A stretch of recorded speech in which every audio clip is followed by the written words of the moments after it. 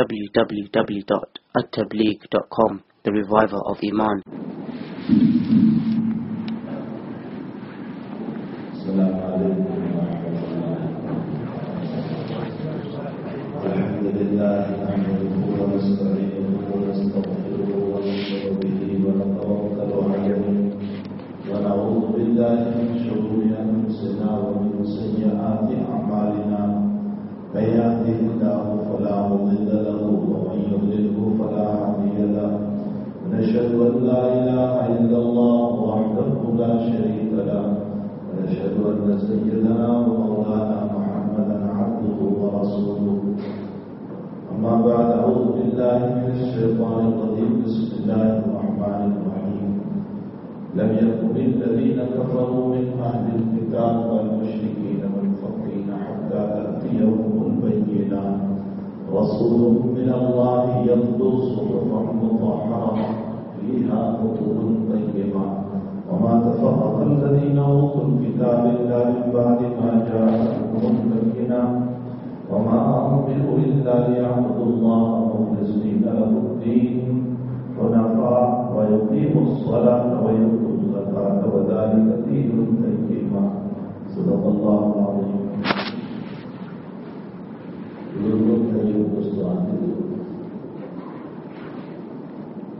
راستے پر مسافر بہت لمبا سفر چلتی یہاں تک پہنچا ہے. میں قریب 3 مہینے سے مسلسل سفر میں ہوں. کہاں گجرات میں سب سالانہ جلسے اور اس کے بعد افریقہ ملاوی کو انگلینڈ کینیڈا اور دوسروں کر کے یہاں آپ تک پہنچا. تعالیٰ نے ارشاد اس سفر میں جو کچھ اس نے اپنے دین کی باتیں کروائی اللہ قبول بھی فرمائے. مجھے بھی عمل کی توفیق دے، آپ کو بھی عمل کی توفیق دے. بھائی اصل مسئلہ جو ہے وہ کہنے سننے سے زیادہ زندگی کو عمل میں لانے کا ہے. انسان کی زندگی جب تک کہ عمل پر نہیں آتی اللہ کی رضا کو حاصل کرنا مشکل ہوتا ہے. مجھے آپ کو چاہیے کہ ہم اللہ کی رضا والے اعمال کریں. میں نے اس سفر میں 2-3 جگہ بات سنائی کہ ہمارے اندر شاہ عبدالعزیز صاحب محدث دہلوی رحمۃ اللہ علیہ تفسیر عالیہ سے بھی لکھا ہے کہ جب اللہ شاہ نے آدم علیہ السلام اور حوا علیہ السلام کو جنت میں رکھا اور بہت عالیشان جگہ میں رکھا، ان کو پیدا کیا، اس کے بعد ان کو جنت میں رکھا اور فرمایا کہ پوری جنت ہے، آپ جو کھانا چاہیں، جو پہننا چاہیں، جو پینا چاہیں، جو کرنا چاہیں کر سکتے ہیں، لیکن اس طرف تک وہ ہاتھ نہ لگانا، اس کو ٹچ نہ کرنا، اس کو نہ کھانا.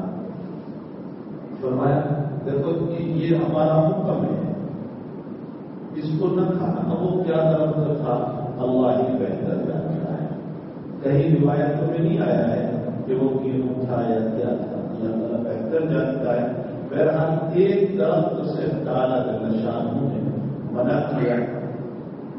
شیطان کو تعالیٰ جل شانہ نے جب نکالا اور نکالنے کی وجہ بھی یہ تھی کہ اس نے اللہ کے حکم کی نافرمانی کی اور سجدہ نہیں کیا.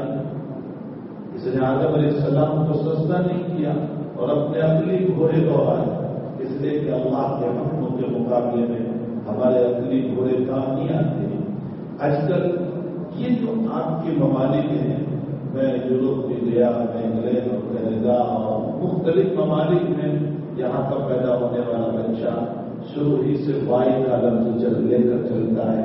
کوئی بھی بات ہوتی ہے کیوں، کوئی بھی بات ہوتی ہے کیوں، ہم ان کو یوں کہتے ہیں دنیا کے مسئلے میں تو آپ کیوں کرتے رہے، اللہ کے احکام میں کیوں نہیں ہو سکتا ہے.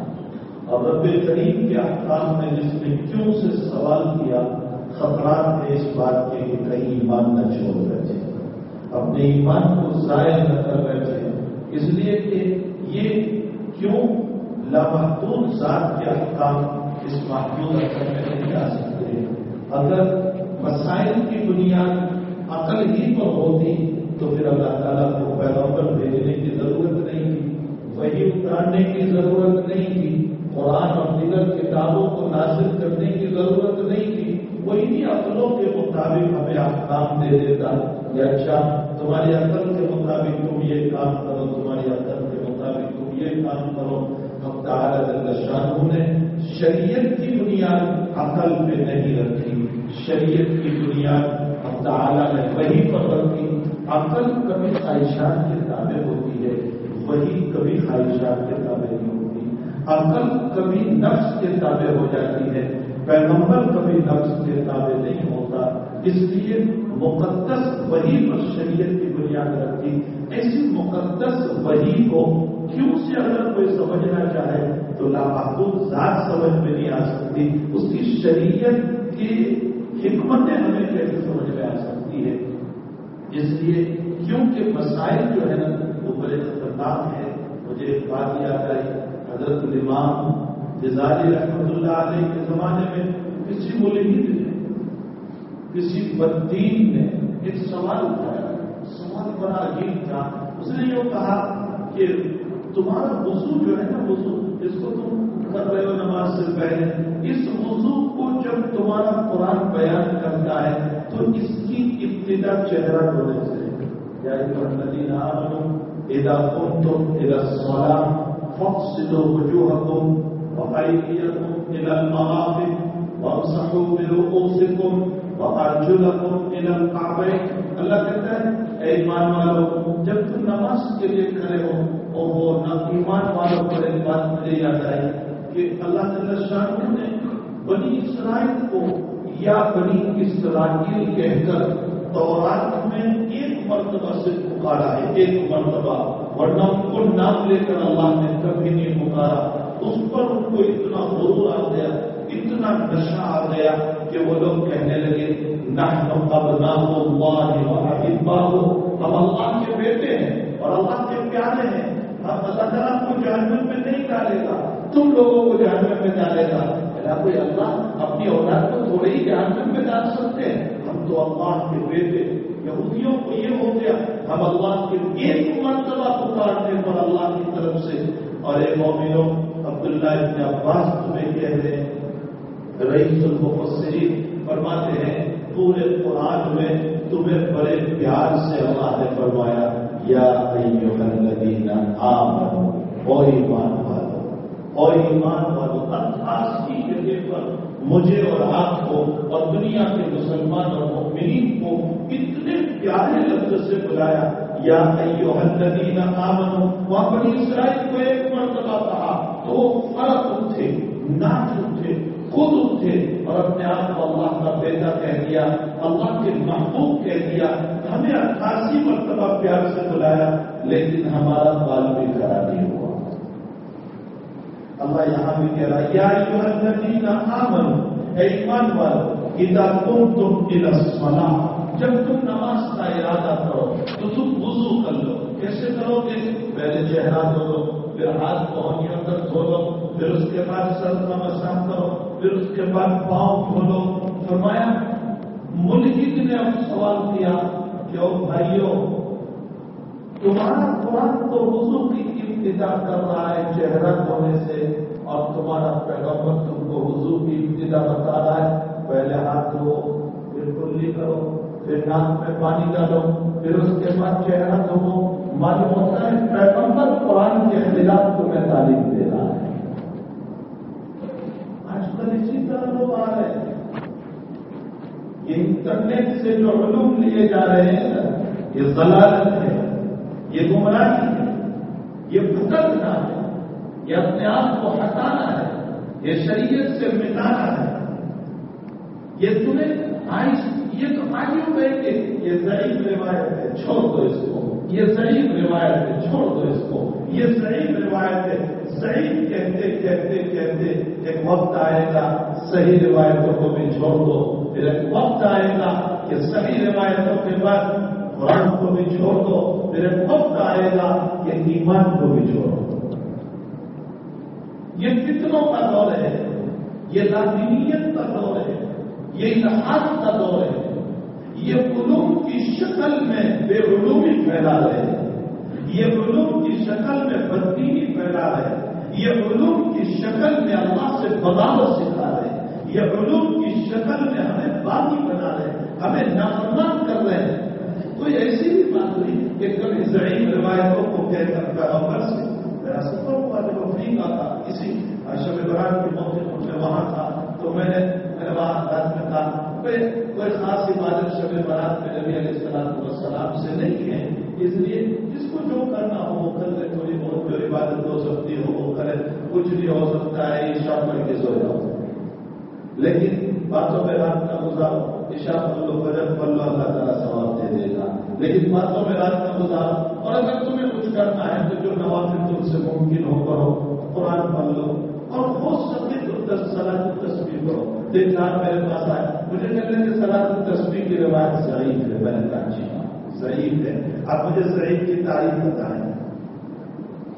اچھا میں نے کہا یہ روایت کہاں آئی ہے وہ مجھے بتا دیا، یہ روایت کس محدث نے نقل کی ہے، کس کتاب میں آئی ہے اور کس جگہ آئی ہے، آپ مجھے ذرا بتا دیجیے۔ کہا حدیث کی کتابوں میں ہے، میں نے کہا حدیث تو بخاری سے لے کر کے وہ دنیا بھر کی کتابیں موجود ہیں، یہ حدیث شریف کس کتاب میں آئی، وہ کوئی جواب نہیں دے سکے۔ اس کے بعد میں نے کہا اچھا حدیث حسن، حدیث ضعیف، حدیث صحیح کی آپ تاریخ بتاتے مجھے، وہ کوئی جواب نہیں دے سکا۔ اس کے پاؤں تلے سے زمین نکلنے لگی۔ بہرحال اس کے بعد میں نے اس کو لپیٹا، پھر میں نے کہا ایک اصول سنو، اصول سنو، اور وہ اصول یہ ہے کہ اگر کوئی حدیث پر ذوق کا حکم لگا کہ یہ روایت ضعیف ہے، اب غلط تو مسئلہ یہ ہے کہ وہ حدیث پہلے صحیح ہوگی جب بالکل شروع میں ہوگی، بعد میں روایت چلتے چلتے بیچ میں کوئی راوی آ گیا جس کی بنیاد پر ذوق کا حکم لگ گیا، ایک بات۔ دوسری بات یہ ہے کہ اصول اور نظام کا یہ ہے کہ ایک حدیث ضعیف ہے لیکن اس کے مقابلے میں کوئی صحیح حدیث میں نبی کریم صلی اللہ علیہ وسلم نے نہ نہیں کہا، نقیل نہیں فرمائی، اس عمل کے بعد میں تو صحیح حدیث پر عمل کیا جائے گا۔ ہاں صحیح حدیث اس کے مقابلے میں مل رہی ہے کہ جس میں آپ نے نہ فرمایا ہو کہ اس پر عمل نہیں کرنا چاہیے، تب تو صحیح کو لیں گے، صحیح کو چھوڑیں گے، لیکن جب کوئی صحیح حدیث نہیں ہے تو پھر صحیح ہی پر عمل کیا جائے گا۔ میں نے کہا صلاۃ التسبیح کی نماز 11 صحابہ کرام سے منقول ہے اور 11 طرق ہے، اور 11 طرق سب پر ذوق کا حکم ہے، لیکن اس کے مقابلے میں کوئی صحیح روایت نہ بھی نہیں آئی، نبی بھی نہیں آئی جس میں نبی نے منع فرمایا تو اس روایت پر عمل کیا جائے گا۔ اس لیے میرے بھائیوں آج ضعیف، کل فلاں، اس سے بعد فلاں، اس کے بعد صحیح، اس کے بعد محمد کو چھوڑو، پھر قرآن کو چھوڑو، پھر ایمان کو چھوڑو، ایک وقت آئے گا کہ دنیا سے رخصت ہو رہے ہوں گے اور بغیر ایمان جا رہے ہوں گے۔ یہ سب الحاد، یہ نادریت کے فتنے، یہ علوم کی شکل میں انسان کو باغی بنانے کے طریقے، ہمیں چاہیے کہ ان غلط طریق سے اور انٹرنیٹ کے ان علوم سے اپنے آپ کی حفاظت کرے۔ آخر کوئی تو وجہ تھی کہ ہمارے اکابر احادیث کو بیان کرتے ہوئے اپنی سند پیش کرتے تھے، مسائل کو بیان کرتے ہوئے اپنی سند پیش کرتے تھے، حتیٰ کہ قرآن کریم کے بعد میں بھی اپنی سند پیش کرتے تھے۔ یہ سند اسی بنیاد پر تھی کہ یہ علوم سینہ بسینہ رہا ہے، اور جو سینہ بسینہ علوم ہوگا وہ علوم حق کا ہوگا، اور جو وہاں علوم ڈالے گئے ہیں وہ ضلالت، گمراہی اور اس طرح کے علوم ہیں جس سے لازمیت۔ تو امام غزالی کے سامنے کسی نے سوال کیا کہ قرآن تو وضو کی ابتدا کر رہا ہے چہرہ دھونے سے، اور تم لوگ وضو کی ابتدا کرا رہے ہو ہاتھ دھونے سے، کلی کرنے سے، ناک میں پانی ڈالنے سے۔ آج کے زمانے میں یہ اشکال ہوتا تو ہم بھی یوں کہتے تھے کہ صحیح بات ہے، سب صحیح ہے، چھوڑ دینا چاہیے، قرآن میں عمل کرنا چاہیے، اور قرآن چہرے سے ہے تو پھر کلی بھی چھوڑ دو، ناک میں پانی ڈالنا بھی چھوڑ دو، ہاتھ دھونا بھی چھوڑ دو، سیدھے چہرہ دھونا شروع کر دو۔ حضرت امام غزالی کے سامنے جب یہ سوال آیا تو امام غزالی رحمۃ اللہ علیہ نے فرمایا جواب سنو، یہ فلسفیانہ جواب سنو۔ فرمایا اللہ نے ہمیں جو وضو کا حکم دیا ہے وہ مقدس عبادت کے لیے، اہم ترین عبادت کے لیے، اور وہ نماز ہے. نماز سے بڑھ کر کوئی عبادت نہیں. ایمان کے بعد سب سے اہم نماز ہے. ایمان کے بعد سب سے اہم نماز ہے. ہمارے 6 نمبر میں ایمان کے بعد دوسرے نمبر پر نماز ہی کو رکھا گیا. جس کی زندگی میں نماز نہیں، جس کی زندگی میں نماز نہیں، اس کی زندگی میں کچھ نہیں. بیٹی فاطمہ مکہ کی زندگی میں آئی، رسول اللہ صلی اللہ علیہ وسلم کے پاس اور فرمایا ابا جی آپ کے قطر میں پلان بن رہے ہیں اور مقام کعبہ میں بیٹھ کر میٹنگ ہو رہی ہے کہ محمد کو قتل کر دو. فرمایا بیٹی تم نے سنا؟ فرمایا ابا جی بالکل یہ باتیں ہو رہی ہے. اور ابو جہل جو کہہ رہا ہے کہ اگر محمد آیا نماز پڑھنے مقام کعبہ میں تو ہم اس کی گردن پر میں پاؤں رکھ کر اس کو مسل دوں گا، مروڑ دوں گا اس کی گردن کو. کہا بیٹی تم نے سنا؟ کہا بالکل ابا جی آپ کے خلاف یہ پلان بن رہا ہے. تو اللہ کے حبیب نے کیا فرمایا؟ یہ نہیں کہا اچھا میں بھی کوئی تلوار لاؤں میری، میں بھی کوئی سبب اس کے لیے اختیار کر لوں، اچھا میرے صحابہ کو بلا لو، چلو میں بھی ایک جماعت بنا لوں. حضرت نے کیا فرمایا؟ بیٹی میرا مشکیزہ لاؤ، میں وضو کر کے 2 رکعت نماز پڑھ لوں. میرے بھائیوں، ہاں سنتے سنتے سن نہ ہو جاؤ. رمضان میں خوب سنا ہوگا، سن نہ ہو جانا، سنی بن جانا. ہم سن ہو چکے، سن. ہمارے مسائل سن ہو چکے. اللہ کے نبی علیہ السلام نے فرمایا میرا نوتا لاؤ، میرا مشکیزہ لاؤ، میں وضو کروں گا. حضرت نے وضو فرمایا اور وضو کرنے کے بعد 2 رکعت نماز پڑھی اور اپنے رب سے سنایا. آخر کوئی تو بات تھی کہ میرے نبی نے امت کو صلاۃ الحاجت سکھایا. کیا ضرورت تھی اس نماز کو سکھانے کی؟ صلاۃ الحاجت سکھانے کی کیا ضرورت تھی حضرت کو؟ لوگ کہتے ہیں اللہ کے نبی نے وظائف سکھائے. میں کہتا ہوں ضرور وظائف سکھائے، لیکن وظائف سے زیادہ اللہ کے نبی نے امت کو نماز بتایا. نماز کی طرف چلو. فرمایا تیز ہوا چلی، حضور مسجد کی طرف دوڑے. بخاری شریف میں ہے، حضرت عائشہ کہہ رہی ہے یہ تو بارش برسنے کی امیدیں ہیں اور آپ اس میں بھی نماز کی طرف جا رہے ہیں. فرمایا عائشہ ان ہواؤں سے جہاں بارش کی امید ہے وہاں آگ بھی برس سکتی ہے، وہاں پتھر بھی برس سکتے ہیں، وہاں بربادی کا سامان بھی آ سکتا ہے. اور کتنے تیز دورے تھے. بخاری شریف میں روایت ہے کہ جب ہوا چلنے لگی تو حضرت اتنے تیز دورے کہ آپ کے لنگی مبارک اتنی نیچے چلی گئی کہ ٹخنوں سے نیچے ہو گئی. تو آپ نے امت کو نماز میں ڈالا. حاجت صلاۃ الحاجت، فرمایا نماز پڑھو، اپنی ضرورت کو اللہ کے سامنے رکھو اور وہ اللہ. اچھا ہمارے تو دعا کرنے کے طریقے بھی عجیب ہے، یوں کھیل رہے ہیں جیسے نہ توجہ اللہ کی طرف نہ دل اس مولا کی طرف. ہمارا مانگنا بھی بڑا عجیب ہوتا ہے. کبھی یوں میرا ہاتھ گھوم رہا ہے، کبھی میں یوں دیکھ رہا ہوں، کبھی یوں دیکھ رہا ہوں. میرا دل اللہ.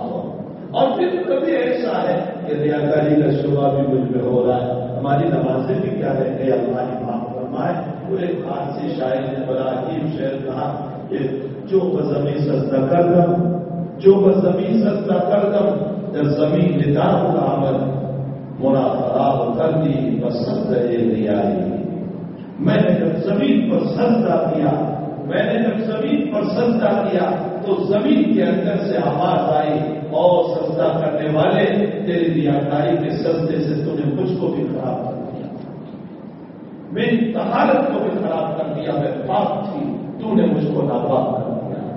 کبھی ہمارے ریاکاری والی عبادتوں سے زمین ہم سے پناہ مانگتی ہے اور یوں کہتی ہے کہ اس سے بہتر تو یہ ہے کہ تو عبادت نہ کر. تو نے اپنی ریاکاری کے ذریعے سے مجھے تباہ کر دیا، برباد کر دیا، حیران کر دیا، ناپاک کر دیا. تو میرے بھائیوں حقیقت یہ ہے کہ ہمیں اللہ سے مانگنے کا سلیقہ بھی نہیں، طریقہ بھی نہیں. ایک روایت جب صحیح ہے تین عالم میں جگہ جگہ گیا، میں نے ایک بھی بات کہی باہر سے آنے والا عالم 3-4 دن تمہارے وہاں رہے گا، 10 دن رہے گا. جو علماء یہاں کے مقامی ہے مقامی علماء کا اکرام کرو، تعظیم کرو اور ان سے کہو ہمیں قرآن سمجھاؤ، ہمیں دین سمجھاؤ، ہمیں حدیث سمجھاؤ، ہمیں اللہ کے نبی کے پیغامات سمجھاؤ، اپنی زندگی کو درست کرو اور زندگی درست ہوتی قرآن اور حدیث سے، قرآن اور حدیث سے زندگی درست ہوگی۔ روایت آتی ہے اور بہت مشہور روایت حدیث جبریل ہے، جس میں جناب رسول اللہ صلی اللہ علیہ وسلم کو جبریل امین نے آ کر دین کا خلاصہ پوچھا، دین کا خلاصہ، اس لیے کہ نبی اب دنیا سے جانے والا ہے، تو دین کا خلاصہ فرمایا مل ایمان، ایمان کیا ہے، پھر پوچھا مل اسلام، اسلام کیا ہے، پھر پوچھا مل احسان، احسان کیا ہے، احسان یہ احسان نہیں جو کسی کو دیتے ہیں، یہ احسان نہیں، احسان کا کچھ اور معنی ہے، اور وہ احسان کا معنی کیا ہے، وہ احسان کا معنی ہے اللہ کو حاضر ناظر سمجھنا، یہ ہے احسان کا، احسان کا معنی اللہ کو حاضر ناظر سمجھنا۔ اسی لیے ایک آیت جو ہم کے دوسرے خطبے میں ہر خطیب اخیر میں پڑھتا ہے، ان اللہ یأمر بالعدل والاحسان، یہاں احسان کا معنی کوئی احسان ہے، کون سا؟ جو ابھی میں نے ذکر کیا، اللہ کو حاضر ناظر سمجھنا۔ اللہ تمہیں حکم دیتا ہے انصاف کا، اور انصاف کب ہوگا؟ جب اللہ کو حاضر ناظر سمجھو گے، اپنے ہر مسئلے میں اللہ کو حاضر ناظر سمجھو گے۔ اور یہ آیت کس نے رکھی تھی خطبے میں؟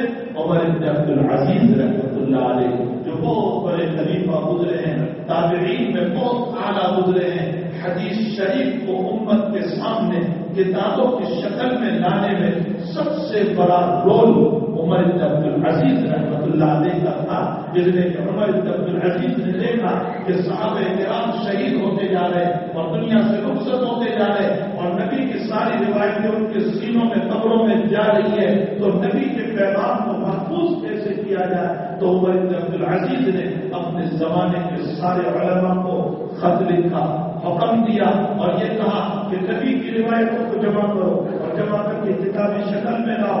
تو اس کام کو علماء نے شروع کیا، لیکن اس کام میں سب سے پہل کرنے والے، پیش قدمی کرنے والے، آگے بڑھنے والے اور سب سے پہلے کتاب لکھ کر کے اپنے خلیفہ کے سامنے، بادشاہ کے سامنے پیش کرنے والے علامہ ابن شہاب زہری رحمۃ اللہ علیہ، جنہوں نے سب سے پہلے کتاب لکھ کر آپ کی خدمت میں پیش فرمائی، آپ نے اس کتاب کو پسند فرمایا، یہ حضرت عمر بن عبد العزیز ہیں۔ انہوں نے دوسرے خطبے کی اخیر میں ان اللہ یأمر بالعدل والاحسان کو، اور یہ آیت چونکا دینے والی ہے، ان اللہ یأمر بالعدل والاحسان جو ہے وَإِيتَاءِ ذِي الْقُرْبَىٰ وَيَنْهَىٰ عَنِ الْفَحْشَاءِ، چونکا دینے والی ہے، اس لیے یہ آیت چھوٹی سی ہے، لیکن اس میں جو احکام ہے اللہ تعالیٰ نے جو بیان فرمائے ہیں وہ بڑے زبردست احکام ہے۔ تو میں ایک بات کہا کرتا ہوں کہ چونکا دینے والی ہے، ویسے بھی اس لیے کہ جمعہ کے خطبے میں جناب چونکے لگا رہے ہیں، اور اب خطبہ کھڑا ہونے کا وقت آیا، نماز کھڑی ہونے کا وقت آیا، تو خطیب صاحب نے ان اللہ یأمر پڑھا تو وہ نیند سے بیدار ہو گیا، اس لیے اس کو بھی چونکا دیا کہ اب نماز کی طرف متوجہ ہو جا۔ تو بہرحال یہ آیت چونکا دینے والی ہے۔ تو احسان کا معنی ہوتا ہے اللہ کو حاضر ناظر سمجھنا۔ جب جناب رسول اللہ صلی اللہ علیہ وسلم سے پوچھا گیا من احسان، احسان کیا ہے؟ آپ نے فرمایا ان تعبد اللہ کأنک تراہ وإن لم تکن تراہ فإنہ یراک، تم اللہ کی عبادت ایسے کرو کہ تم اللہ کو دیکھ رہے ہو، تم دیکھ رہے ہو۔ ہم میں سے ایک تو سوال ہوگا کہ میں کہاں دیکھ رہا ہوں؟ تو اللہ کے نبی فرماتے اچھا تو نہیں دیکھ رہا ہے تو کم سے کم یہ تصور تو کر کے وہ تجھے دیکھ رہا ہے، اس میں تو کوئی شک نہیں ہے، وہ تو دیکھ ہی رہا ہے، جلوت میں خلوت میں، رات کے اندھیرے میں، دن کے اجالے میں، میرے کمرے میں میں اکیلا ہوں اور موبائل پر کیا کیا دیکھ رہا ہوں اور جلوت میں کیا کر رہا ہوں، میری نگاہیں کہاں چل رہی ہے اور میں راستے پر میری نگاہوں کو کہاں گھما رہا ہوں، وہ تو ساری چیزوں کو دیکھ رہا ہے۔ پر میں کم سے کم یہ تو تصور کر، اس روایت کو کھولتے ہوئے حضرت الامام نووی رحمۃ اللہ علیہ فرماتے ہیں کہ اصل نبی یہی بتانا چاہتے ہیں کہ اتنا استحضار ہونا چاہیے کہ اللہ اس کو دیکھ رہا ہے، اور مثال بہت پیاری تھی، فرمایا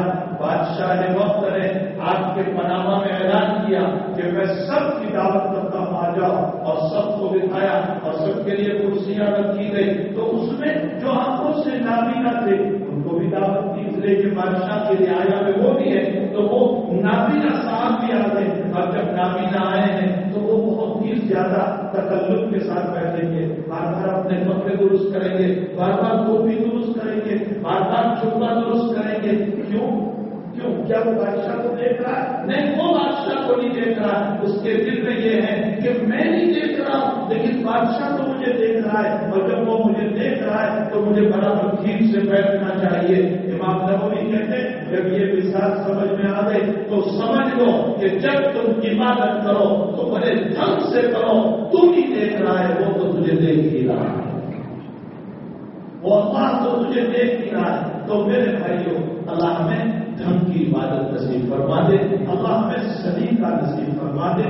عبادت کو ہم کرتے ہیں لیکن اس میں ڈھنگ وہ ہونا چاہیے جو رسول اللہ صلی اللہ علیہ وسلم نے بتایا، طریقہ وہ ہونا چاہیے جو حضور پاک صلی اللہ علیہ وسلم نے ہم کو بتایا ہے. تو ہمیں چاہیے کہ ہم سلیقے کی عبادت کرنے والے بنے. بہرحال حضرت امام غزالی رحمۃ اللہ علیہ کو جب یہ سوال ہوا کہ ہاتھ اور نادیریت والا کہ یہ سب تم کیا کر رہے ہو، پہلے ہاتھ دھو اس کے بعد کلی کرو اور ناک میں پانی ڈالو، جبکہ قرآن کو وضو کی چہرہ دھونے سے کر رہا ہے. تو امام غزالی فرماتے ہیں کہ وضو ایک مقدس عبادت کے لیے ہے، اور وہ مقدس عبادت نماز ہے، اور نماز اتنی مقدس کہ جناب رسول اللہ صلی اللہ علیہ وسلم نے اپنے تمام مسائل کو حل کرنے کے لیے امت کو صلاۃ الحاجت بتائی، بلکہ خود بھی اللہ کے نبی نے ضرورت کے موقعوں پر نماز کو پڑھا. جب بیٹی فاطمہ نے آ کر یہ کہا ابا جی کثرت کے پلان کر رہے تو آپ نے وضو فرمایا اور وضو کر کے مقام میں کعبہ ہی میں نماز پڑھنے تشریف لے گئے. آپ انداز بتائیں، جہاں ابو جہل آج کی گردن مروڑنے کو کہہ رہا تھا، حضرت اسی مقام کعبہ میں جا رہے نماز پڑھنے کے لیے، اور آپ نے مقام کعبہ میں نماز پڑھی. ابو جہل آیا لیکن کچھ وہاں رک گیا. لوگ کہتے ہیں کہ آگے بڑھ، تو گردن مروڑنے کو کہہ رہا تھا، محمد سستے میں ہے، مروڑ دے گردن کو. ابو جہل نے کہا میں نہیں کر سکتا، اس لیے کہ میرے اور محمد کے بیچ میں آپ کی خندق ہے، میرے اور محمد کے بیچ میں آپ کی خندق ہے، میں 2 قدم بھی آگے بڑھوں گا تو خندق میں گر جاؤں گا. حضور پاک صلی اللہ علیہ وسلم نے جب اس کی یہ باتیں سنی تو اللہ کے حبیب نے فرمایا واقعتاً میرے اللہ نے بیچ میں خندق کھڑی کر دی تھی، اگر وہ آگے بڑھتا اللہ اس کو ڈال دیتا اور یہ قیامت تک اس آگ میں جلتا رہتا. قرآن نے اسی مضمون کو بیان فرمایا لنسفعا بالناصیہ ناصیۃ کاذبۃ خاطیہ فلیدع نادیہ. یہ ناصیۃ کاذبہ جھوٹی پیشانی کون سی ہے؟ یہ ابو جہل کی پیشانی، جس کو قرآن کریم میں ناصیۃ کاذبہ کا جھوٹی پیشانی اور غلط پیشانی، یہ میرے نبی کے مقام میں برقرار ہوا. بہرحال میرے بھائیوں، نماز بہت اہم عبادت ہے. بیماری ہو یا صحت ہو، جوانی ہو یا بڑھاپا ہو، اپنی نماز نہ چھوڑو، اپنی نماز نہ چھوڑو. نماز کا اہتمام رکھو، نماز کا اہتمام رکھو. ایسے نماز کے عادی بن جاؤ کہ بقول حضرت گنگوہی نور اللہ مرکزہ نماز ہماری طبیعت بن جائے. طبیعت بننے کا مطلب جیسے کھانا طبیعت ہے اس کے بغیر چین نہیں، پینا طبیعت ہے اس کے بغیر چین نہیں، قضائے حاجت طبیعت ہے اس کے بغیر چین نہیں، پیشاب لگا ہے طبیعت ہے اس کے بغیر چین نہیں جب تک کہ میں پیشاب نہ کروں. جیسے یہ طبیعت ہے اور اس کے نہ کرنے پر بے چینی ہے، فرمایا نماز طبیعت بن جائے کہ جب تک نماز نہ کرو مجھے چین نہ کرو. حضرت کوئی رحمۃ اللہ علیہ فرماتے ہیں جب عبادت طبیعت بنے گی تو یاد رکھو اللہ کی رحمتیں اترے گی. عبادت جب طبیعت بن جائے تو اس صورت میں اللہ کی طرف سے رحمتیں اترے گی. اللہ کرے کہ جیسے دنیا کی چیزوں کو ہم نے طبیعت بنایا ہے اسی طرح اللہ تعالیٰ کی عبادت کو بھی ہماری طبیعت بنانے کی ہمیں توفیق عطا فرمائے. تو امام غزالی رحمۃ اللہ علیہ فرمایا وضو مقدس نماز کے لیے، جب اتنی اونچی نماز کے لیے وضو کو رکھا گیا تو پھر وضو کے لیے پانی بھی تو اتنا ہی اونچا ہونا چاہیے. پاکیزہ ہو، صاف ستھرا ہو، طاہر و مطہر ہو، ہر طرح سے صاف ستھرا پانی ہو، تب جا کر ہم نماز کے قابل بنیں گے. اب پانی پاک ہے یا ناپاک، پاکیزہ ہے یا اس کے اندر کوئی غلاظت ملی ہوئی ہے، اس کا پتہ کیسے چلے گا؟ تو فرمایا اس میں 3 صفتیں اللہ نے رکھی ہے، ایک اس کا رنگ ہے، ایک اس کا ذائقہ اور ٹیسٹ ہے، اور ایک اس کی بو ہے۔ امام غزالی رحمۃ اللہ علیہ کہتے ہیں جب مقدس نماز کے لیے وضو کرنا ہے اور وضو کے لیے پاکیزہ پانی چاہیے، تو ہمارے پیغمبر صلی اللہ علیہ وسلم نے فرمایا کہ پہلے پانی کو دیکھ لو کہ پانی پاک ہے یا ناپاک، صاف ستھرا ہے یا صاف ستھرا نہیں ہے۔ تو اس کو کیسے دیکھا جائے؟ تو آقا نے فرمایا پہلے ہاتھ دھو، رنگ کے ذریعے سے پتہ چل جائے گا، پھر کلی کرو، ذائقے کے ذریعے سے پتہ چل جائے گا، پھر ناک میں ڈالو تاکہ بو کے ذریعے سے پتہ چل جائے گا۔ جب تینوں صفتوں سے پانی کی طہارت ثابت ہو گئی تو اذا قمتم الى الصلاۃ وضو کو شروع کرو۔ امام غزالی رحمۃ اللہ علیہ فرماتے ہمارے نبی کی ہر بات میں فلسفہ ہے، حضور پاک صلی اللہ علیہ وسلم کی ہر بات میں فلسفہ ہے۔ علامہ ابن قیم رحمۃ اللہ علیہ سے کسی نے سوال کیا، فرمایا یہ عجیب و غریب بات ہے، حالانکہ اسلام فلسفہ اور حکمت کے اوپر نہیں، وہ تو اللہ کا حکم ہے، فلسفہ حکمت سمجھ میں آئے نہ آئے اسے کوئی فرق نہیں پڑتا ہے۔ میں نے اسی پر یہ باتیں عرض کی ہے کہ فلسفہ اور حکمت پر اسلام کا مدار نہیں، اگرچہ ساری حکمت اور فلسفے اس کے اندر رکھتے ہیں لیکن محدود عقل میں نہیں آ سکتے۔ ابن قیم سے کسی نے سوال فرمایا کہ نماز مقدس ترین عبادت، لیکن اللہ نے یہ نہیں کہا کہ اس کا بدلہ میں اپنے ہاتھوں سے دوں گا۔ زکات بہت اعلیٰ عبادت ہے، اس لیے کہ انسان پر سب سے مشکل مال نکالنا ہے۔ اس کو کہو کہ عبادت میں خوب لمبی نماز کو پڑھ لے گا، لیکن اس کو کہو کہ مال نکال تو یہ کہے گا کہ چمڑی جائے لیکن دمڑی نہ جائے۔ پیسے نکالنا سب سے مشکل، اسی لیے قرآن نے انفس الشح کہا، انسان بخیل ہے، اس کے بخل کی طرف اشارہ کیا کہ یہ بڑا بخیل ہے۔ اور بھی مختلف جگہوں پر اور بہت مشہور ہے فارسی کے اندر بھی کہ اگر جان طلبی مظاہرہ ہے مگر مال طلبی سمندر ہے، تو جان مانگے تو میں لینے کے لیے تیار ہوں، لیکن مال کے اندر بھائی میرا دل مانگتا نہیں۔ تو جس مال سے اتنی محبت تھی، اتنا پیار تھا، جس مال سے اتنا تعلق تھا کہ جس کے لیے اپنی زندگی کو بتا دیا، لیکن اللہ کا حکم آیا تو زکات بھی نکالی، اللہ کا حکم آیا صدقہ بھی نکالا، اللہ کا حکم آیا للہ نفل اور عطیہ بھی نکالا، اللہ کا حکم آیا مسجد کی تعمیر کرائی، مدرسے میں بھی دے دیا، کسی اور جگہ غریب بیوہ یتیم مساکین کو بھی دے دیا۔ تو زکات جیسی ایسی اعلیٰ عبادت اللہ اس پر تو نہیں کہہ رہا ہے کہ میں میرے ہاتھ سے تجھے ثواب دوں گا، تو نے بہت بڑا کام کر لیا۔ ہر جیسی عاشقانہ عبادت، سراسر عشق ہی عشق جہاں پہنچتا ہے، دیوانہ وار بن کر کے جا رہا ہے اور کعبۃ اللہ کا طواف کرتے ہوئے اپنے رب کے دیدار کی فکر میں پڑا ہوا ہے کہ میرا رب نظر آ جائے، لیکن رب نظر نہ آیا تو وہ زبان حال یوں کہہ دیتا ہے کہ مکی نہ ملا، مکاری کو دیکھ کر تسلی دے لی، اندر رہنے والا تو مجھے دکھائی نہیں دیا تو اس کے مکان کو دیکھ کر میں نے اپنی تسلی دے لی۔ اتنی اعلیٰ عشق والی عبادت، لیکن اس پر بھی اللہ نے نہیں کہا کہ میرے ہاتھ سے ثواب دوں گا، نہ حج پر کہا، نہ زکات پر کہا، نہ نماز پر کہا، لیکن روزے پر اللہ نے یوں کہا الصوم لی وانا اجزی بہ، روزہ میرے لیے، میں اپنے ہاتھوں سے ثواب دوں گا۔ ابن قیم بہت بڑی شخصیت ہے، ان کے سامنے جب یہ سوال آیا کہ آخر روزے میں وہ کون سی بات ہے کہ تعالیٰ جل شانہ فرماتے میرے ہاتھوں سے بدلا دوں گا، تو ابن قیم رحمۃ اللہ علیہ فرماتے ہیں اللہ نماز نہیں پڑھتا، اللہ نماز نہیں پڑھتا۔ اگرچہ اس سفر میں ہمارے حضرت جب گھروں تشریف لائے تو بخاری شریف کے جلسے میں حضرت شیخ یونس صاحب نے فرمایا کہ صحابہ نے اللہ کے نبی کو یہ پوچھا تھا اصل اللہ نماز پڑھتا ہے؟ تو حضور نے فرمایا نعم، اللہ بھی نماز پڑھتا ہے۔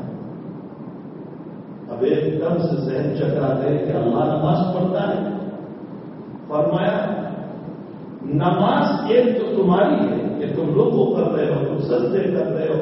یہ رکوع اور سجدے والی نماز اللہ نہیں پڑھتا، اس لیے کہ رکوع اور سجدہ محتاجگی کی دلیل ہے. اللہ کسی کا محتاج نہیں. وہ رکوع کس کو کرے گا، وہ سجدہ کس کو کرے گا، یہ نماز نہیں. فرمایا اللہ اپنی عظمت بیان کرتا ہے اور نماز سے مقصود اللہ کی عظمت ہے. تو اللہ بھی اپنی عظمت کو بیان کرتا ہے. میں مالک ہوں، میں ذوالجلال والاکرام ہوں، میں علیم بذات الصدور ہوں، میں لمن الملک اليوم للہ الواحد القہار ہوں، میں رب العالمین ہوں. وہ اپنی عظمتوں کو بول رہا ہے. اس کی عظمت کو بیان کرنا یہ اللہ کا نماز پڑھنا.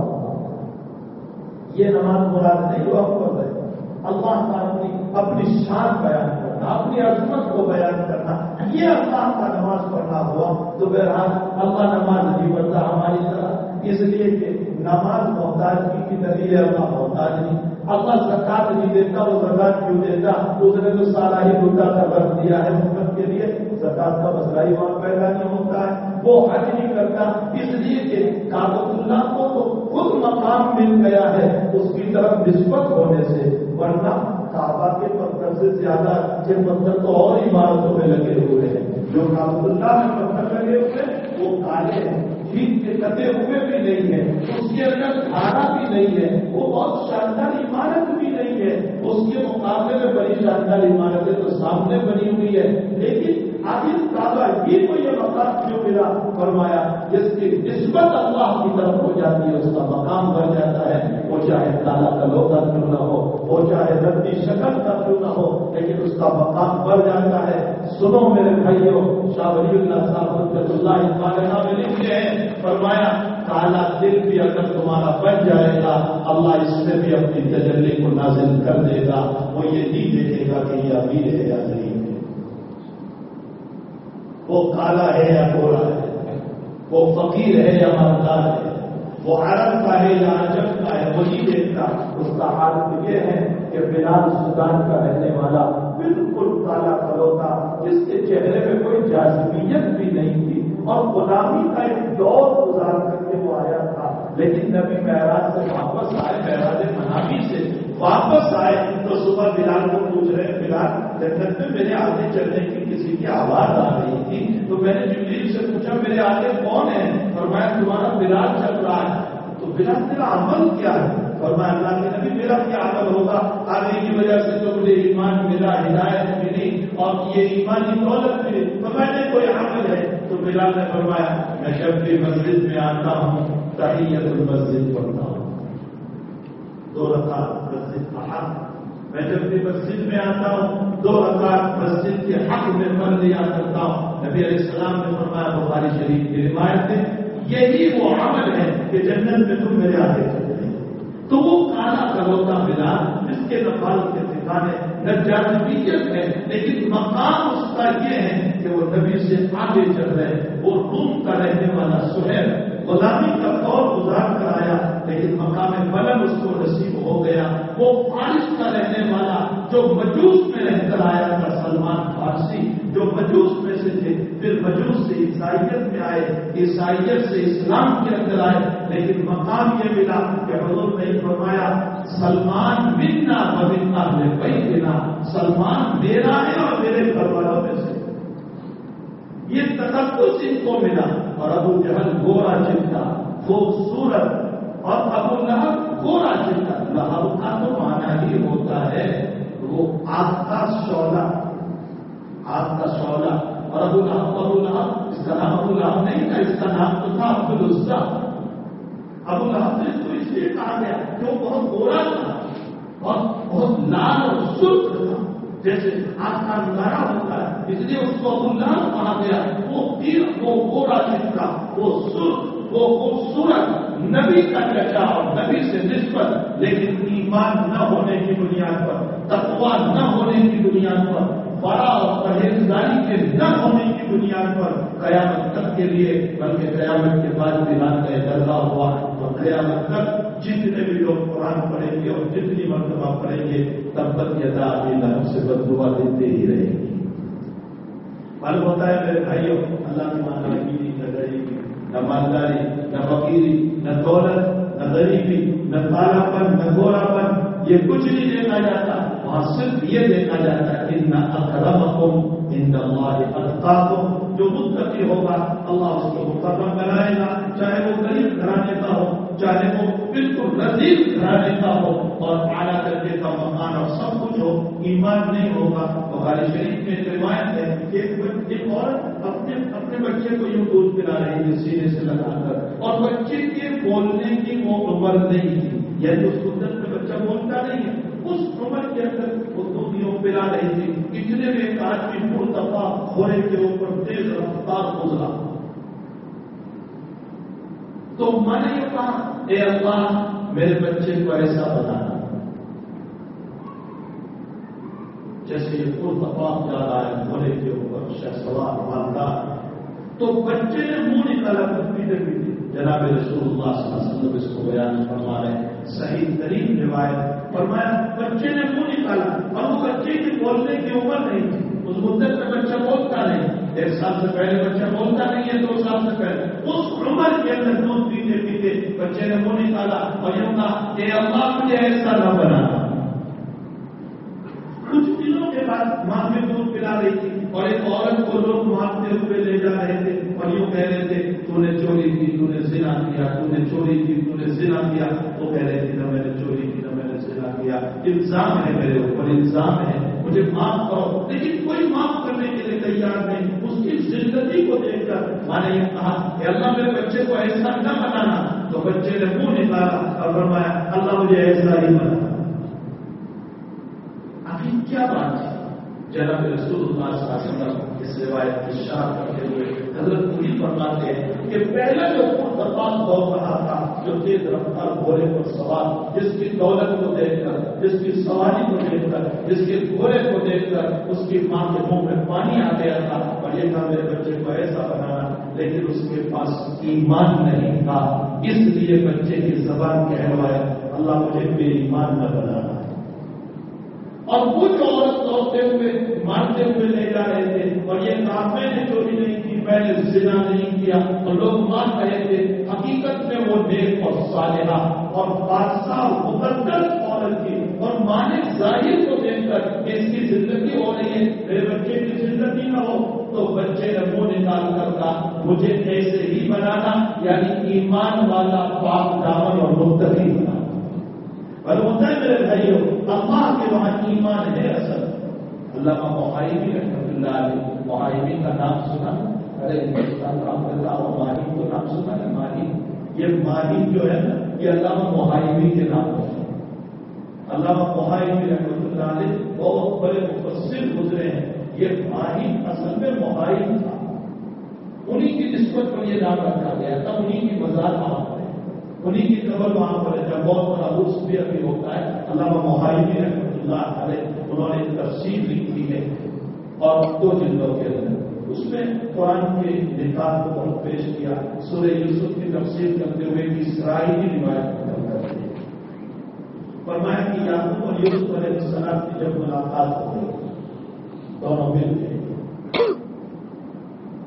اور حضرت یوسف کو بادشاہت بھی مل گئی، نبوت بھی مل گئی اور ابا جی سے ملاقات بھی ہو گئی، تو ایک مرتبہ یوسف علیہ السلام نے حضرت یعقوب علیہ السلام سے یہ کہا کہ ابا جی آپ میرے گم ہونے پر اتنا روئے اتنا روئے اتنا روئے کہ آپ کی بینائی چلی گئی، آپ کی آنکھیں چلی گئی، حالانکہ اولاد کو کتنا ہے، مال اور اولاد کو کتنا قرار دیا گیا، یعنی یہ دنیا کی چیز ہے، آپ دنیا کے لیے اتنا روئے، میرے لیے آپ اتنا روئے، یہ تو دنیا، اس دنیا کے لیے آپ اتنا روئے۔ تو حضرت یعقوب علیہ السلام نے یہ جواب دیا، بیٹے میرے پیارے، میں تیرے گم ہونے پر نہیں رویا تھا، میں تیرے گم ہونے پر نہیں رویا، میں اس پر رویا کہ پوری دنیا کفر سے بھری ہوئی ہے، جس جگہ تو گم ہوا تیرے بھائیوں کے علاوہ کوئی مسلمان نہیں، لیکن تیرے بھائیوں نے تیرے ساتھ یہ معاملہ کر لیا اور حسد کے اندر تجھے ڈال دیا، باقی سارے لوگ غیر مسلم ہیں، مجھے تیری فکر یہ تھی کہ کہیں تو غیر مسلم کے ہاتھ میں چلا جائے،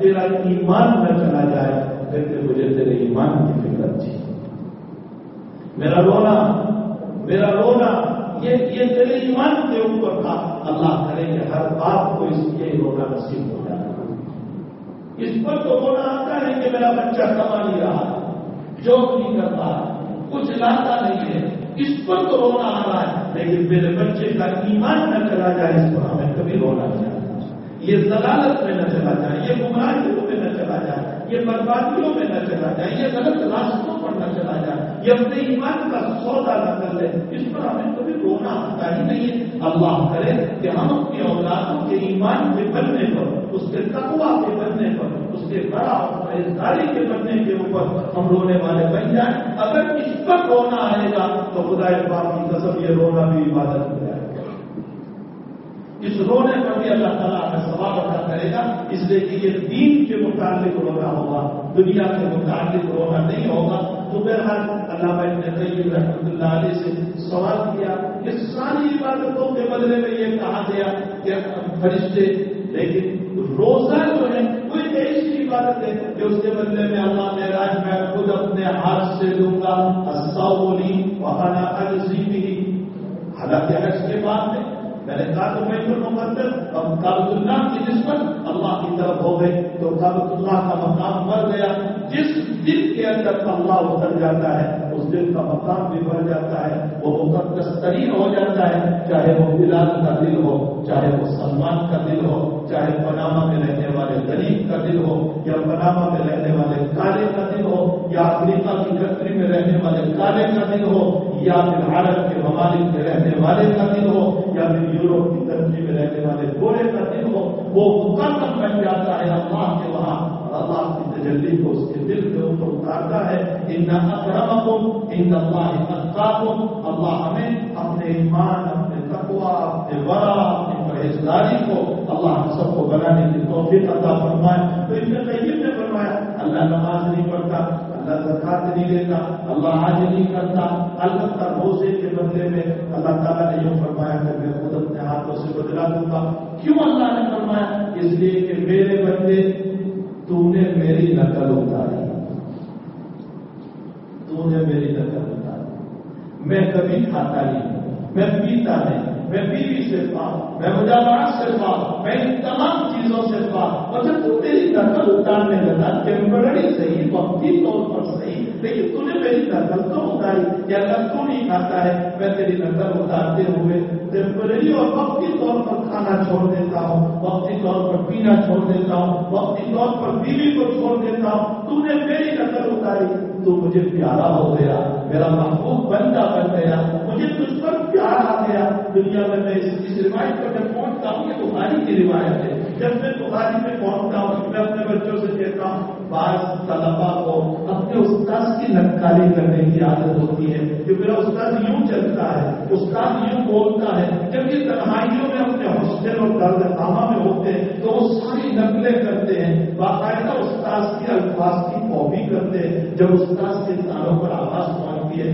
تو وہ بھی جی خوش ہوتا ہے کہ اچھا میرا بچہ میری نقل کر رہا ہے، میری باتوں کو نقل کر رہا ہے، میرے چلنے کے طریق پر وہ چل رہا ہے، میرے بولنے کی اداؤں پر وہ بول رہا ہے۔ ایک مخلوق استاد ہے، اس کو اپنے طالب علم کی نقل پر خوشی ہوتی ہے کہ اللہ کو خوشی نہیں ہوگی کہ میرا بندہ میری نقل اتار رہا ہے، اللہ خوش ہوتا ہے اور خوش ہو کر کہتا ہے تو نے میری نقل اتاری، تو کچھ دیر کے لیے بھوکا رہا، کچھ دیر کے لیے پیاسا رہا اور کچھ دیر کے لیے بیوی سے الگ رہا، تو نے میری نقل اتاری ہے، میں اسی نقل کے اوپر اپنے ہاتھوں سے تجھے ثواب عطا کروں گا۔ اس لیے فرمایا الصوم لی وانا اجزی بہ، روزہ میرے لیے ہے اور میں خود اپنے ہاتھوں سے بدلہ عطا کروں گا۔ تو میرے بھائیوں حقیقت یہ ہے کہ اسلام میں ایمان میں بڑے فلسفیانہ باتیں، لیکن یہ بھائی اور کیوں کے الفاظ کو چھوڑ دو، اس لیے کہ وہاں تک ہماری رسائی نہیں ہو سکتی، اور کبھی شیطان وائی وائی کراتے ہوئے ایمان میں ہائی ہائی نہ کرا دے اور ہمارا ایمان کئی ہاتھوں سے چلا نہ جائے۔ اس لیے ہر چیز میں ہمیں اس طرح پر تلاش کرنے کی ضرورت نہیں ہے۔ تو خیر میں بات یہاں سے شروع کی تھی کہ آدم علیہ السلام اور حوا علیہ السلام جب جنت میں رہے تو اس موقع پر اللہ نے فرمایا تم ساری چیزیں کھا لینا لیکن شجر ممنوعہ اس کو نہ کھانا۔ شیطان کو اللہ نے راستے درگاہ بنایا، اس لیے کہ اللہ کے حکموں کو نہیں مانا، اس نے اپنے دلائل پیش کیے، اس لیے کہ نصوص کے مقابلے میں عقل نہیں چلا کرتی، لیکن اس نے اپنی دلائل دیے، اللہ نے اس کو راستے درگاہ کیا۔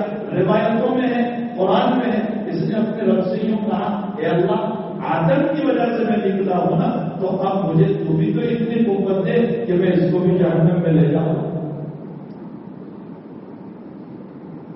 اس روایت کو بیان کرتے ہوئے مجھے لگتا ہے سیوطی جھوم رہے ہوں گے، علامہ سیوطی روایت کہ اس نے اللہ سے یوں کہا کہ اللہ مجھے مہلت دے۔ اللہ تعالیٰ نے فرمایا ٹھیک ہے، الی یوم الوقت معلوم، قیامت تک کی مجھے مہلت، تو بھٹکا دے اس کو، آدم اور آدم کی ذریت کو بھٹکا دے۔ تو شیطان نے دوسری بھی دعا کی، اور وہ دوسری دعا یہ تھی کہ اللہ میں کیسے اس کو بھٹکاؤں گا، تو مجھے کوئی قوت تو دے، طاقت تو دے کہ میں اس کو بھٹکاؤں۔ ٹھیک ہے، میں قیامت تک رہوں گا۔ تو اللہ نے فرمایا میں تجھے وسوسے کی قوت دیتا ہوں، تو وسوسے ڈالوں کے دل میں۔ اسی لیے نبی علیہ السلام نے اس کو فرمایا ان الشیطان یجری مجری الدم، شیطان خون کی طرف دوڑتا ہے تمہارے بدن میں، یہ وساوس ڈالتا ہے۔ اس کے لیے ضروری نہیں ہے کہ یہ میرے اندر جائے تو یہ وسوسہ آئے گا، یہ دور سے بھی وسوسہ ڈال سکتا ہے۔ اور وسوسہ الیہ الشیطان قال یا آدم، جنت میں تھوڑے ہی کھائے، یہ تو جنت سے نکال دیا گیا۔ آدم و حوا جنت میں، یہاں سے وسوسے اس نے ڈالے آدم و حوا کے دل میں، اور اتنا بہترین پلان پیش کیا اس نے، اتنا بہترین پلان جیسے دنیا میں ہمارے سامنے پیش کر رہا ہے۔ وہاں کے آدم و حوا کو کہا اللہ نے جس درخت سے تم کو منع کیا وہ اس لیے کہ جو اس کو کھاتا ہے وہ ہمیشہ جنت میں رہتا ہے، اور اللہ تمہیں جنت میں رکھنا نہیں چاہتا، نکالنا چاہتا ہے، اس لیے تم کو منع کیا ہے، تم کھا لو تاکہ ہمیشہ جنت میں رہو۔ آدم کو کیا اس کا کہ ہم ہوتے تو ہم نکال لیتے ہیں، وہ جنتی میں تو رہنا ہے اس کو کھا کر۔ وسوسہ الیہ الشیطان قال یا آدم هل أدلك على شجرة الخلد وملك لا يبلى، یہ وسوسہ اس نے ڈالا، اور اس کی بنیاد پر آدم اس کی بات میں آ گئے، حضرت حوا اس کی بات میں آ گئے اور شجرہ ممنوعہ کو کھا لیا۔ تو سیوطی لوگ کہتے ہیں کہ ایک طرف مہلت مانگی، قیامت تک کے اللہ نے مہلت دے دی، دوسری طرف اس نے کہا میں کیسے اس کو بچاؤں، اب تعالیٰ نے وسوسے کی قوت دے دی۔ روایت میں رسول اللہ صلی اللہ علیہ وسلم فرماتے کہ آدم علیہ السلام کو اتنی فکر ہوئی کہ مالک تو نے قیامت تک کی عمر دے دی اور پھر وسوسے کی شکل بھی اس کو دے دی، میں اور میری اولاد تو اس سے بچ ہی نہیں سکیں گے۔ اب تو قربان جائیے، رسول اللہ صلی اللہ علیہ وسلم بیان فرما رہے آدم علیہ السلام کو اللہ نے فرمایا میں تجھے توبہ کی دولت دیتا ہوں، یہ ساری زندگی کفر کرائے گا تو مرنے سے پہلے 2 منٹ کی توبہ کر لینا، میں اس کی محنت پر پانی پھیر دوں گا، میں تجھے توبہ کی دولت دے دوں گا۔ اور وہ اتنی کبھی دولت ہے کہ شیطان کی ساری محنت رائے گا بیکار، ابس کوئی حیثیت نہیں اس کے سامنے۔ تو کس نے وسوسے ڈالے؟ آدم و حوا نے کھا لیا، کھانے کے بعد قرآن گواہ ہے کہ کپڑے اتر گئے، نہ ہو گئے کپڑے اس کو سنا تھا، شاہ لذیذ صاحب کی بات سے میں نے شروع کیا تھا، کپڑے اتر گئے آپ کے، صفانے علیہ ما بالله من جنہ، جنت کے پتوں کو لے کر چپکانے لگے، صدر چھپانے لگے۔ شاہ لذیذ صاحب نے تفسیر عزیزی میں لکھا ہے کہ آدم جیسا نبی، مقدس شخصیت، جنت جیسے اونچے مقام پر رہتے ہوئے اللہ کی ایک بات کی تھوڑی سی خلاف ورزی ہو گئی اور اللہ کے منع کردہ بات کو کھا لیا، اس پر جنت میں آدم جیسی مقدس شخصیت کے کپڑوں کو اللہ اتار سکتا ہے۔ اے دنیا میں روڈ پر چلنے والے انسان، جب تو گناہ کرتا ہے تو کیا اللہ قادر نہیں ہے کہ روڈ پر تیرے کپڑے بھی اتار دے؟ شاہ صاحب فرماتے اللہ قادر ہے کہ روڈ پر چلتے ہوئے میرے کپڑوں کو اللہ اتار دے، لیکن وہ نہیں اتار رہا ہے۔ بے شمار گناہوں کے باوجود اس نے میرے کپڑے نہیں اتارے، مجھے پریشان نہیں کیا، مجھے ننگا نہیں کیا، مجھے ذلیل نہیں کیا، میں نے رات میں گناہ کیے، لیکن صبح میں اس نے میرے چہرے پر نرمی بھی نہیں آنے دی، خوبصورت چہرے کے ساتھ آیا، فجر کی نماز نہیں پڑھی لیکن خوبصورت چہرے کے ساتھ اٹھایا, اس نے ذلیل نہیں کیا. فرمایا دھوکہ ہو گیا ہے تجھے, تیرا اپنا کمال نہ سمجھنا, یہ دعائیں ہیں جناب رسول اللہ صلی اللہ علیہ وسلم, اللہ کے حبیب کی دعائیں ہیں, جس کے صدقے میں تو ذلیل نہیں ہوگا ورنہ تو تعالیٰ خود سے تیرے پردے اتار دے گا. اللہ کا شان ہمیں اپنے رب کی مرضی پر, اولائے رب کی مرضی پر چلنے کی اور قرآن تقاضوں پر عمل کی توفیق عطا فرمائے. میں نے آیت جو پڑھی تھی انشاءاللہ کل کی مجلس میں چند باتیں حاصل کر دوں گا, اسی پر چند باتیں ہو کے آج سے بات نکلتی چلی گئی. اللہ ہم سب کو اللہ کے رسول صلی اللہ علیہ وسلم کی اطاعت کی توفیق عطا فرمائے. وصلی اللہ علی نبی کریم اللہم صلی وسلم علی حبیبک خیر الخلق کلہم. الحمد للہ رب العالمین والعاقبۃ للمتقین والصلاۃ والسلام علی سید الانبیاء والمرسلین وعلی آلہ وصحبہ اجمعین. اللہ گناہ کو معاف فرما, اللہ قصوروں سے درگزر فرما. اے اللہ مبارک مہینے میں جو کچھ ہوا تیرے کرم سے ہوا. اے اللہ جو انسان 2 گھنٹے بھوکے نہیں رہ سکتا تھا وہ 12 اور 15 گھنٹے بھوکا رہ جائے. اللہ تیری توفیق کے بغیر نہیں ہو سکتا تھا, تیری مدد کے بغیر نہیں ہو سکتا تھا. اے اللہ دیر 2 گھنٹے تراویح میں کھڑے رہنا تیری دی ہوئی طاقت کے بغیر نہیں ہو سکتا تھا. اے اللہ رات کی بیداریاں تیری دی ہوئی ہمت کے بغیر نہیں ہو سکتا تھا. اللہ ہمارا کوئی کمال نہیں ہے, سب کچھ تیرا کرم ہے. تو نے فضل کیا, کرم کیا. اللہ قبول بھی فرما لے, قبول بھی فرما لے, اور زندگی پر ہمیں اسی طرح عمل کی توفیق عطا فرما. اللہ ہمیں بھی معاف فرما, ہمارے بیوی بچوں کو معاف فرما, ہمارے اہل و عیال کو معاف فرما, ہمارے والدین کو معاف فرما, ہمارے اقارب رشتے داروں کو معاف فرما, ہم سے محبت کرنے والوں کو معاف فرما, ہم سے تعلق رکھنے والوں کو معاف فرما, ہمارے اساتذہ کو معاف فرما, ہمارے مشائخ کو معاف فرما, ہمارے شاگردوں کو معاف فرما. اے اللہ پوری امت مسلمہ کو معاف فرما, پوری امت مسلمہ کو معاف فرما. اے مالک تیری ذات تو وہ ہے کہ آدم کے کپڑے تو نے اتار دیے تھے اور یونس کو مچھلی کے پیٹ میں ڈال دیا تھا. اے اللہ سب تم پر تو قادر ہے, لیکن میرے مالک آپ نے ہماری عزت رکھی ہے. ہم چاہتے ہیں اے اللہ مرتے دم تک سنتاری ہوتی رہے اور مردے کے بعد بھی قیامت میں بھی ہماری سنتاری ہوتی رہے. اللہ ہمارے نبی کے سامنے ہمیں ذلیل نہ کرنا, ہمارے نبی کے سامنے ہمیں ذلیل نہ کرنا, ہمارے ماں باپ کے سامنے ہمیں ذلیل نہ کرنا, ہمارے اساتذہ کے سامنے ہماری ذلت نہ ہو. ہم نے تیرے حبیب کا فرمان سنا ہے کہ تو مجرم کو بلائے گا, اس کے کندھے پر ہاتھ رکھ کر گناہ گنوائے گا اور گناہ کے بدلے میں نیکیاں دے کر تو اس کو معاف کر دے گا.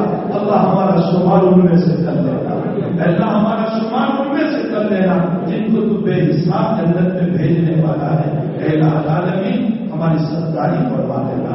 اے اللہ جو بیمار ہیں سب کو شفا عطا فرما, سب کو صحت عطا فرما, عافیت عطا فرما.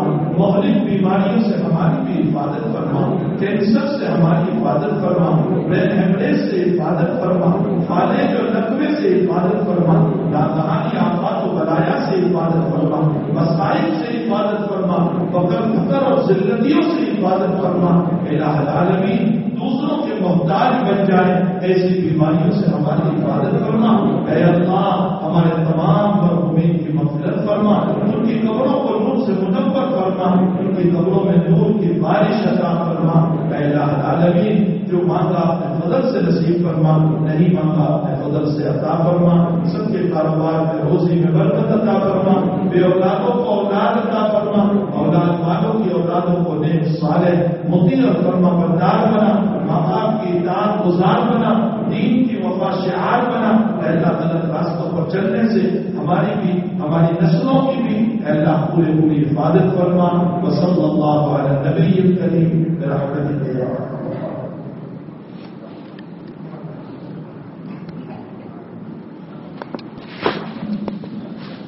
Ada yang